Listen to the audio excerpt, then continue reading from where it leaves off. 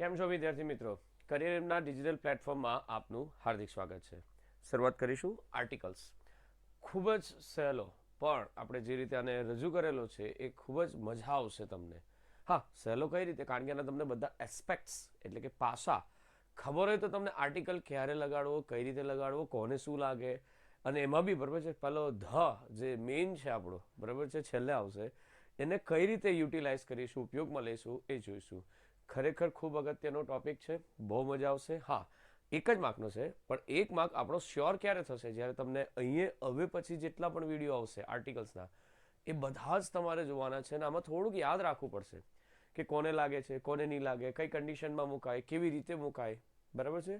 તો સૌથી પહેલાં જોઈશું આજના આપણા પહેલા સેશનમાં આર્ટિકલ્સ. આર્ટિકલ્સ એટલે કે ઉપપદ. જાણીને નવાઈ લાગી હશે કારણ કે આર્ટિકલ્સનું ગુજરાતી આજ દિન સુધી કોઈ કીધું નહીં હશે. યાદ રાખજો, આર્ટિકલ્સ એટલે ઉપપદ અને આર્ટિકલ્સ ઉપપદો આમાં બે ત્રણ આવે છે, એક નિશ્ચિત અને એક અનિશ્ચિત. નિશ્ચિતમાં એક જ આવશે ધ અને અનિશ્ચિતમાં આવશે એ અને એન. આ તો ખાલી ઉપર પર રૂપરેખા. તો પહેલા પાર્ટમાં આપણે જોઈશું એ અને એન. ધને હમણાં નથી જોવાનો, ધ આપણે થોડી વાર એને જોઈશું એટલે કે નેક્સ્ટ એક બે સેશન પછી. તો આર્ટિકલ્સના પ્રકાર આપણે અહીંયા ડિફાઇન કરેલા છે. પહેલું છે મેં તમને કીધું એ રીતે આર્ટિકલ્સનું ગુજરાતી શું આવશે? ઉપપદ. તો ઉપપદમાં અનિશ્ચિતમાં એ અને એન અને નિશ્ચિતમાં ધ આવશે. તો વ્યક્તિ, સ્થળ અથવા ઓબ્જેક્ટ એટલે કે કોઈ વસ્તુ જે અનિશ્ચિત હોય, ખાસ ધ્યાન રાખજો. અત્યારે તો આ ડેફિનેશન નથી કહેતો કારણ કે ડેફિનેશન કહી દઈશ તો તમને અત્યારે જે સરપ્રાઈઝ અંદર ક્રિએટ કરીશું એ તમને નહીં મજા આવે એટલા માટે, બરાબર છે? ઓકે. તો વ્યક્તિ, સ્થળ અથવા ઓબ્જેક્ટ એટલે વસ્તુ જો અનિશ્ચિત હોય, આપણી પાસે કોઈ પણ પ્રકારના નામ જે કોઈ પણ રીતે હોય એને બરાબર છે એ અથવા એન લાગી શકે. A boy means any boy, એક છોકરો. હવે છોકરાની આગળ અ લગાડો ને તો ગમે તે હોઈ શકે, એમાં કોઈ નિશ્ચિત નથી પણ એક જ હશે એમ માની લેવામાં. આ એનું ઇન્ડિકેશન બતાવે છે, એનું સૂચન બતાવે છે. A cat means any cat, એક બિલાડી પણ એ કોઈ પણ બિલાડી હોઈ શકે. હવે એમાં કોઈ સ્પેસિફિક કોઈ કીધું નથી કે કઈ બિલાડીની વાત કરેલી છે, કોઈ પણ એક બિલાડી એની વાત છે. Simply meaning of A an A is one. A અને એન નો ખાલી એક મિનિંગ થાય છે, શું થાય છે? એક. એટલે કે આપણે એક વચનમાં જ લખીશું એ વસ્તુ અહીંથી કન્ફર્મ થાય છે. નિશ્ચિતમાં આવશે તે એક વચન ગણી શકાય તે પહેલા વપરાય છે, ગણી શકાય તેવી વસ્તુ કે વ્યક્તિ. અનિશ્ચિતની હોય, અનિશ્ચિત હોય તો એ અને એન, ને નિશ્ચિત હોય તો ધ. બહુવચનમાં ગણવા યોગ્યની આગળ મુકાય છે અને બહુવચનમાં તો ધ લાગવાનો છે, તો આપણને ખબર જ છે. પણ બધા ધ નહીં, બરાબર છે, બધા જ બહુવચનની આગળ લખતો નથી, એના માટે પણ અલગ છે. આને અત્યારે સાઈડ પર મૂકીએ અને અત્યારે મેદાનમાં ઉતારીએ અને શરૂઆત કરીશું આપણો સેશનની. તો અત્યારે મેં તમને બે વસ્તુનું અત્યારે ઇન્ટ્રોડક્શન આપીએ. એક તો છે આપણી પાસે સ્વર અને બીજું આવશે વ્યંજન. ઘણા જણ છે ને બોલવામાં બહુ ભૂલ કરે. શું ભૂલ કરે? વ્યાંજન કરી નાખે. વ્યાંજન એટલે તો એકચ્યુઅલી કોઈ વાનગી થઈ ગઈ. સો બી પ્લીઝ બરાબર છે, ધ્યાન રાખજો. વ્યંજન અલગ વસ્તુ છે ને સ્વર અલગ છે. ઓકે. તો આને અંગ્રેજીમાં શું કહેવાય સર? વ્યંજનને અંગ્રેજીમાં કોન્સોનન્ટ કહેવાય. કોઈ આવીને તમારી સામે બોલી જાય કોઈ બહુ ઇંગ્લિશમાં ખતરનાક, તો એને કહેતા આપણને ફાવે એટલા માટે મેં તમને શીખવાડ્યું ને. સ્વરને અંગ્રેજીમાં વોવેલ્સ કહેવાશે. Consonant, vowels. કોન્સોનન્ટ. હવે આપણે બરાબર છે ગુજરાતીમાં વાત કરીએ એટલે કે વ્યંજન ગુજરાતીમાં કેટલા આવે? 34. ગુજરાતીમાં સ્વર કેટલા આવે? 11 કે 13. બરાબર છે, ડિપેન્ડ્સ ઓન બરાબર છે આપણે કયા પછાડી બે એડ કરીએ છીએ. મતલબ મને આની આસપાસ ખબર છે. ઓકે. શું કહ્યું પાછું? એક સરખું રાખીએ. શું કે 34 એ વ્યંજન છે અને સ્વર એ તમારા છે. આની સંખ્યા આપણે લખી ક્યાં? ગુજરાતીમાં. આ ગુજરાતીમાં આટલા આવે. અંગ્રેજીમાં આવે આને બરાબર છે કરવું હોય તો કે વ્યંજન કેટલા આવે? તો કે બરાબર છે તમને ખબર હશે 21 અને સ્વર કેટલા આવે? 5. આમાં 21 વ્યંજન અને સ્વર કેટલા આવે? 5. કયા કયા? એ, ઈ, આઈ, ઓ, યુ. આમાં ગુજરાતીમાં તો ખબર પડે ને, ક, ખ, ગ, ગ એ બધા આપણા 34 આવશે ને. આમાં સ્વર કેટલા આવશે? અ, આ, ઈ. એ ગુજરાતીની વાત થઈ. હવે અંગ્રેજીની વાત કરીએ. અંગ્રેજીમાં 5 સ્વર આવે. સર અમને ખબર જ છે, મને બી ખબર છે કે તમને ખબર છે, પણ થોડુંક નવું ઇન્ફોર્મેશન હું તમને આપીશ કે એ, ઈ, આઈ, યુ છે ને એ 5 સ્વર છે. તો આ જ 5 કેમ? એક વિચિત્ર સવાલ છે. કેમ આ જ 5? બીજો કોઈ ના લઈ શકાય? મારા નામનો પહેલો અક્ષર મારે લખવો છે અહીંયા. થાય કે નહીં થાય? નહીં થાય. કારણ કે આ 5ની ખાસિયત નંબર 1. પહેલું જ્યારે તમે આનો ઉચ્ચાર કરો ને તો તમે એકોર્ડિંગ ટુ ઓક્સફોર્ડ કે કેમ્બ્રિજ બેમાંથી એક છે, you can not inhale, you can not exhale. તમે શ્વાસ અંદર લઈ પણ ન શકો, તમે શ્વાસ બહાર કાઢી પણ ન શકો આના ઉચ્ચાર વગર, બરાબર છે. એટલે કે આનો ઉચ્ચાર છે ને જીવે ટાળવે ચોંટી જાય શબ્દ, શ્વાસ ના લઈ શકો. બીજું, without this 5 character you can not make a word. કોઈ પણ શબ્દ બનાવવું હોય ને શબ્દ, તો એના માટે આ 5નો 1નો ઉપયોગ થાય જ. કોઈ પણ વર્ડ આના વગર અધૂરો નહીં. સર બહુ ખતરનાક ડેફિનેશન આપી, ના સમજ પડે તો બી બરોબર છે. આટલું યાદ રાખો ગુજરાતીમાં, ક ફાડેલો આપણી બારાક્ષડી, અ આખો એટલે આખો શું થાય? ખ. એ રીતે ક લખવું હોય તો અંગ્રેજીમાં k + a = ક. ખબર પડી? ધ્યાન રાખતા જાઓ, શીખતા જાઓ. કઈ રીતે આપણે બતાવતા છે. એકચ્યુઅલી તમને છે ને ઘણા જણા આવીને પહેલો સવાલ કરે, how many alphabets are there? એટલે તમે એકદમ ઉછળીને અથવા કૂદીને, બરોબર છે, તમે કહે સર અમને આવડે 26. તો એ તદ્દન વાહિયાત અને ખોટો જવાબ છે. હે સર કંઈ નવું બોલ્યા? હા, કેમ નહીં? આલ્ફાબેટ અને આલ્ફાબેટ. હું પહેલા બોલ્યો આલ્ફાબેટ્સ. તો કોઈ આવીને એમ પૂછે ને તમને કે how many alphabets are there, તો એમ જ કહેવાનું આલ્ફાબેટ્સ એક જ છે.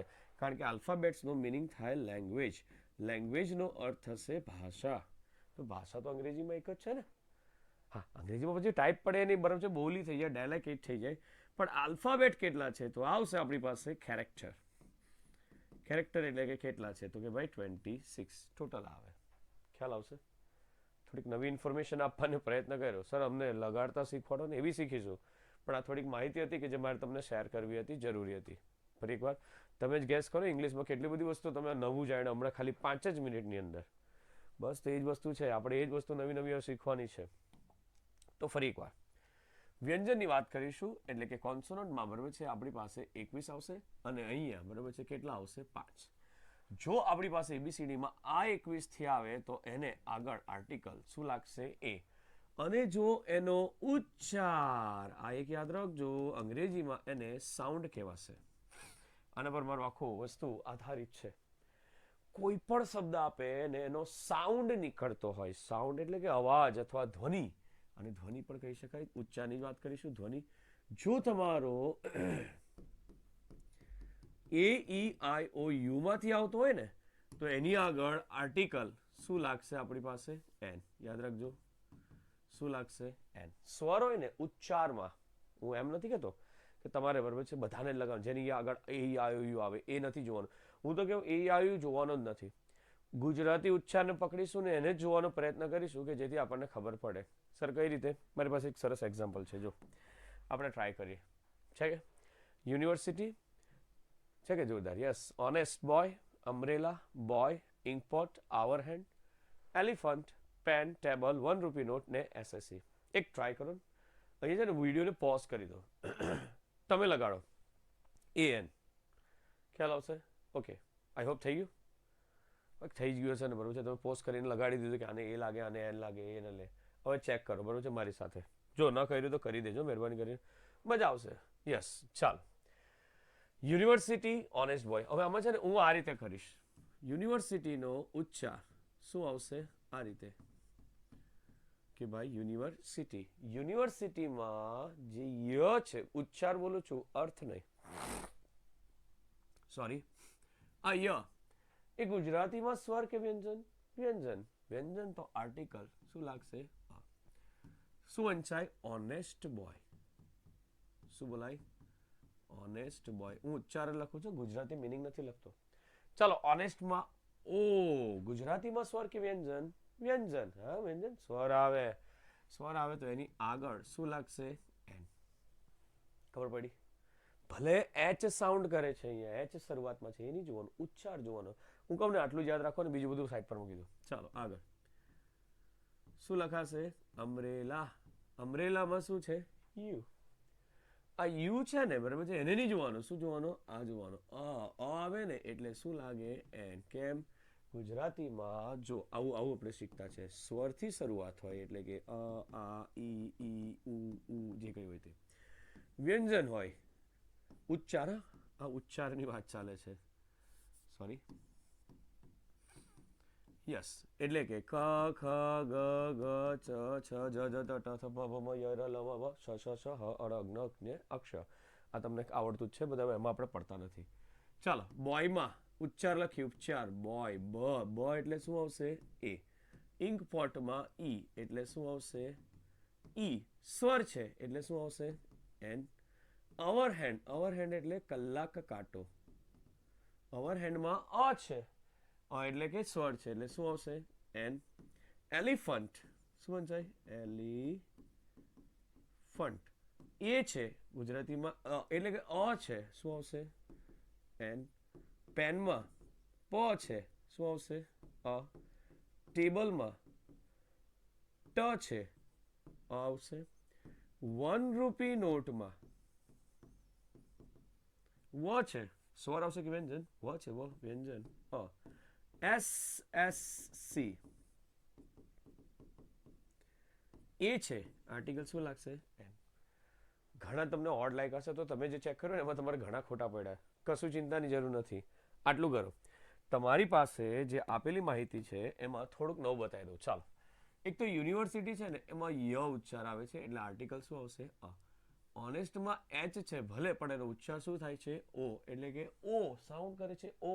તો એમાં શું લાગશે? એન. અમરેલા તમને ખબર છે, બોય ઇમ્પોર્ટ અવર હેન્ડ. યસ, આઈ લો. અવર હેન્ડ અ છે, અ છે તો શું લાગશે? એન. એલિફન્ટ આપણે પેન, ટેબલ, 1 રૂપી નોટ. આ એક સરસ છે, ભલે અહીંયા ઓ છે પણ એનો ગુજરાતી ઉચ્ચાર શું થાય? સાઉન્ડમાં વ વ વ વી વી, અંગ્રેજીમાં વી સાઉન્ડ નીકળે, એટલા માટે શું આવશે? અ. અને એ જ રીતે છેલ્લે એસએસસીમાં ભલે અહીંયા એસ છે પણ અહીંયા શરૂઆત શું છે? એ. તો અહીંયા આર્ટિકલ શું લાગશે? એન. આઈ હોપ સમજ પડી હશે મેં જે સમજાવવાનો પ્રયત્ન કર્યો તે. તમારી પાસે આ એકદમ બેઝિક માહિતી છે કે જે તમને આર્ટિકલ્સ માટે ખૂબ જ અગત્યનો પાસો થઈ પડે. બરાબર છે? ઓકે, પુશ કરીને લખી લેજો. અને હવે જોઈશું જેની માટે મેં તમને કીધું તો આપણી પાસે થોડું થોડું નવું છે. શું? ડેફિનેશન, વ્યાખ્યા. કે આર્ટિકલ લગાવવા માટે કઈ બે વસ્તુઓ હોવી જરૂરી છે. બરાબર ધ્યાન આપજો. મોડે ન થાય તો કંઈ નહીં, પણ આ ખબર તો હોવી જોઈએ. જ્યારે કોઈ વ્યક્તિ કે વસ્તુ અનિશ્ચિત અને એકવચન હોય, કેવી હોય? વ્યક્તિ કે વસ્તુ અનિશ્ચિત, ખબર નહીં હોય કે કોણ છે તેવી હોય, અને એક વચન હોય એટલે કે સિંગ્યુલર હોય, ત્યારે તે સમયે આપણે આર્ટિકલ મૂકવાનો હોય. ફરી એકવાર બે કન્ડિશન ચેક કરવી પડે. Without it we can't go further. શું કરશો? શરૂઆતમાં તમારી પાસે અહીંયા બરોબર છે, વેન ધેર વોઝ અ, ઇંગ્લિશમાં બહુ સરસ થાય. When there was a person or place or thing which was singular and indefinite, we have to use article the before it. Sorry, article a or an before it according to the pronunciation. જ્યારે કોઈ વ્યક્તિ કે વસ્તુ હોય ને એ એક વચન એક જ હોવો જોઈએ, બહુવચનમાં નહીં લાગે, ત્યાં ધ લાગી જાય અથવા તો નહીં લાગે. અને અનિશ્ચિત, ધારો કે કોઈ વસ્તુ લઈ લે, અત્યાર સુધી જે બધી લખી હતી ને આપણે, બરોબર છે, શું લખી હતી? પાછું જો જરાક. આમાં હું તમને એમ કહું, યુનિવર્સિટી, કઈ યુનિવર્સિટી નથી કીધું. ઓનેસ્ટ બોય કયો નથી કીધું, જાતિ પણ નથી. અમરેલા કયો, બરોબર છે, કઈ નથી કીધું. બધા એક વચન છે, પ્લસ અનિશ્ચિત છે, કઈ નિશ્ચિત નથી. આ તો ટૂંકાક્ષરી ડિગ્રીનું નામ થયું ને એટલે. જ્યારે કોઈ વ્યક્તિ કે વસ્તુ એક વચન અને અનિશ્ચિત હોય તે સમયે આપણે આર્ટિકલ મૂકવાનો હોય. કયો? એ અને એન ની વાત ચાલે છે. આર્ટિકલ એક શબ્દ અથવા તો અક્ષર છે જે ઘણીવાર આર્ટિકલ પહેલા વપરાય છે અને તે સંજ્ઞા એટલે કે નામની નિશ્ચિતતા વિશે જણાવે છે. જસ્ટ લાઈક બહુ સરસ છે. તમારી પાસે રૂલ્સ છે ને એ બહુ જબરજસ્ત છે, એટલે તમે એના પર ફોકસ કરશો ને તો બધું આવડી જ જશે. અત્યારે આ બીજામાં બરોબર છે, આર્ટિકલનું થોડુંક ઓવરવ્યૂ આપવાનો પ્રયત્ન કર્યો. ઓકે, તો હવે શું કરવાનું છે? આ સેશનમાં મેં તમને ઇન્ટ્રોડ્યુસ કરાયું. આર્ટિકલ એ ક્યારે લાગે, એન ક્યારે લાગે, કેવી રીતે લગાડશું, કેમ, બરોબર છે, આ જ વસ્તુ લાગે છે, એના આપણે પર્પસ જોયા. તો I hope don't miss the, બરોબર છે. હવે આપણે છે ને સેગમેન્ટ આ રીતે તોડવાના છે. હવે આર્ટિકલ એ અને એન લાગે એના નિયમ જોઈશું, ની લાગે એના નિયમ જોઈશું, ધ લાગે એના નિયમ જોઈશું, ધ ની લાગે એના નિયમ જોઈશું, અને છેલ્લે આ બધાની મિક્સ પ્રેક્ટિસ કરીશું કે જેથી આપણને ખબર પડે કે યસ આપણે જે બધા કન્સેપ્ટ શીખ્યા એ ખરેખર કેવા છે. એટલે તમે જો અત્યાર સુધી એમ કહેતા હતા કે સર અમારું તો અહીંયા આર્ટિકલ્સ પતી ગયું, તો ના, આ તો અમારું ચાલુ થયું.